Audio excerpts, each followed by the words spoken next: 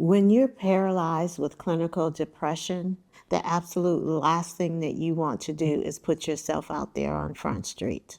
Maybe you can relate to that. Over the last few years, depression has insidiously hijacked my voice, my creativity, and my intimacy with God. If you had told me that the secret to getting my life back at the age of 66 was turning on this camera, I would have told you that you're absolutely crazy. I gotta admit though, it's actually healing my brain and revealing my God-given purpose. I want to share with you all the intricate details.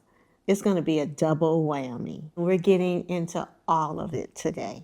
But before I do, to those of you who reached out while I was away, your kindness was so heartwarming. It meant so much to me.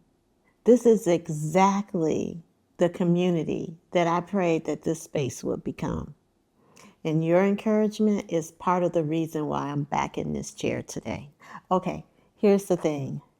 I'm a creative deep in my soul. God has gifted me with the ability of visual storytelling.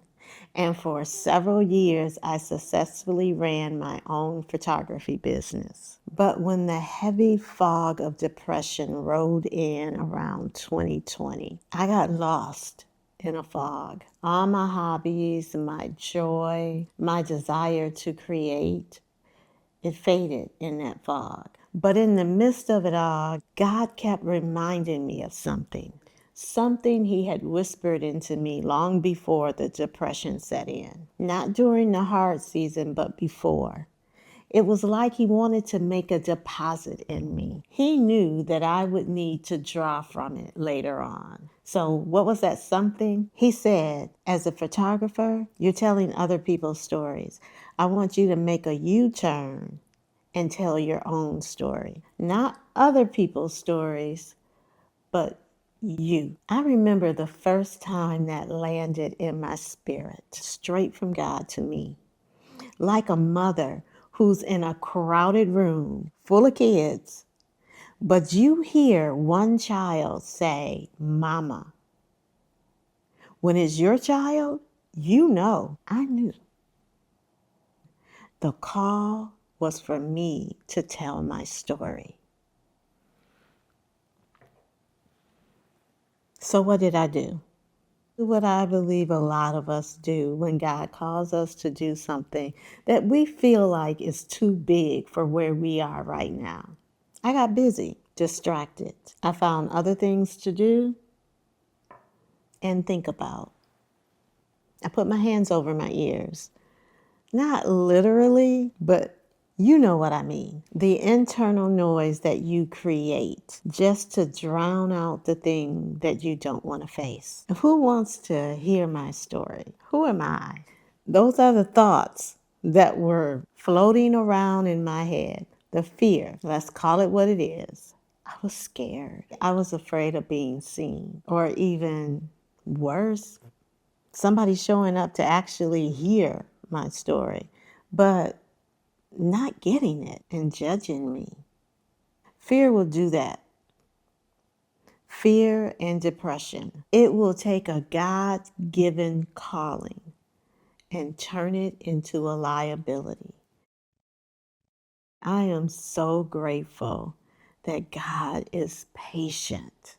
He's patient with us. He didn't give up on me. He kept dropping the nuggets, not just as reminders, but as hints, revealing just how he was going to equip me to do what he called me to do. Hints that would tell me how I can do this. You probably heard this saying, when you don't know what to do next, just do the next right thing. Stop trying to figure it out. Do what's logical. Just take the next step. So for me, instead of writing a book, I decided to be obedient in the only way that I knew how, through a camera lens. I thought, I'll just tell my story on video. Yeah, I'll just tell my story on video. I truly believe that God strategically led me to do this, to start this channel. No, he didn't shout YouTube from the heavens. It was those little nuggets along the way. And I'm going to show you. I'm going to take you down that nugget road. Nugget road. I'm so corny. Let me tell you about one of those nuggets. I remember one night I was lying in bed, doom scrolling. Did I say that right? Doom scrolling on my phone. But I stopped to watch this video. It was a woman who was talking about the importance of telling our story. And so she was encouraging us that if we felt like we couldn't write a book, that we should just tell our story via video. When she said that, my heart stopped. Ta-doop, ta-doop. It skipped a few beats. I knew it was a word for me. I was so convicted, but I did nothing. Until a few months later, my friend Lori called me. And she was all excited telling me about how she was helping a friend out with an audio podcast. And she actually ended up being the first guest on her friend's podcast. And she told her story about how she had been struggling with her mental health. What? That was the first time I had heard anything about her struggling with her mental health. It wasn't a FaceTime, but if it was, Lori would have saw me absolutely paralyzed in silence as I listened to her tell me her story, tell me her struggles, tell me what had been going on with her all these years, how she got through it, and how she's dealing with it now. I listened mesmerized. You know that feeling that you get when somebody is saying something to you and your whole body responds before the words can come? That was me. God was using Lori's story as a mirror, like a mirror in front of my face. After that phone call, I had to sit with that for a while. I knew I had no more excuses. But here's the golden nugget. When I think back on how God has directed my steps into purpose, all the way to that phone call with Lori several months ago, I remember one specific afternoon back in 2018. I was sitting in my office, binge watching a playlist of videos with Marshawn Evans Daniels. I knew about her because I had been reading her book, Believe Bigger. A phenomenal, life-changing book, by the way. But there was one particular video that resonated so deeply with me. After watching that video, I got up and walked outside. I looked up in the sky and just full of gratefulness, gratitude, awe of God, how he had used Marshawn, used her story to answer specific questions that I had prayed about. I felt like it was a touch from heaven through a video.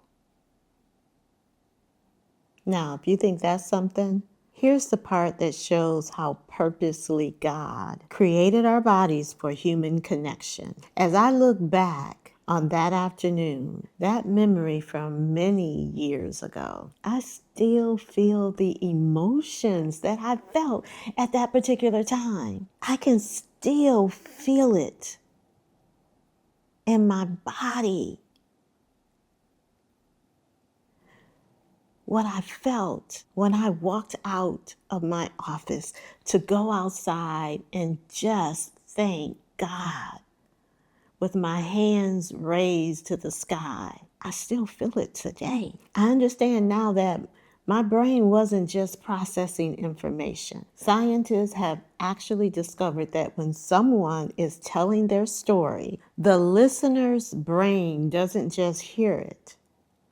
It mirrors it. Remember? The same effect that I had when I was listening to Lori tell her story. The same regions that fire in the brain when you're living through an experience are the same regions that fire up just from listening. That's not just connection, that's communion.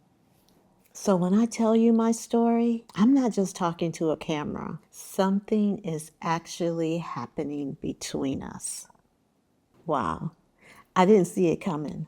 In the middle of all of this, the obedience, the fear, the showing up anyway, I started to see further ahead up that road, further ahead than I had in years. The fog was lifting. Creating these videos has become its own form of therapy. The deep thoughts that I have to dig out, get down dirty in the nitty gritty, just to come up with the right words for you. That process is doing something in me. Every time I sit down in front of this camera, I have to be honest with myself first before I can be honest with you. And that honesty, that's where the healing is coming from. It reminds me of that quote by Dan Siegel. You have to name it to tame it. Every time I press record and search for the right words to reach you, something happens. That fog, that depression wrapped around my mind, it lifts just a little bit more and then a little bit more. I don't fully understand it yet, but I know it's from God. And that brings me to the most profound thing that I've realized through all of this. Look at God. I thought I was just starting a YouTube channel. I didn't know that God was starting my healing. If God can take the dark room of my broken mess and develop it into hope, He can do that for you too. I don't believe that everybody needs to start a YouTube channel. I don't believe He's calling everybody to do that. But I absolutely believe it in my heart that He wants everybody to tell their story, especially if you're in the last semester, the last quarter of your life like I am. We have so much to offer. We have the trails of tears, many trails of tears, pathways of wisdom. We done been through it, and stories of passion and love to share. We can't keep that to ourselves. No. So ask God today, if it's not a YouTube channel, is it a book? Is it inviting a younger woman into your home? Tell your story. Don't fall victim to the one lie that keeps many of us paralyzed and silent about our stories. The toxic lie that our depression is a sin or a lack of faith. Even some of the most gifted leaders like Dr. Martin Luther King have fought this hidden battle. Because of the stigma, he hid his severe depression. If you're carrying the weight of that shame right now, tap the video on your screen. I break down exactly why your depression is not a spiritual report card. Click right there and let's talk about it.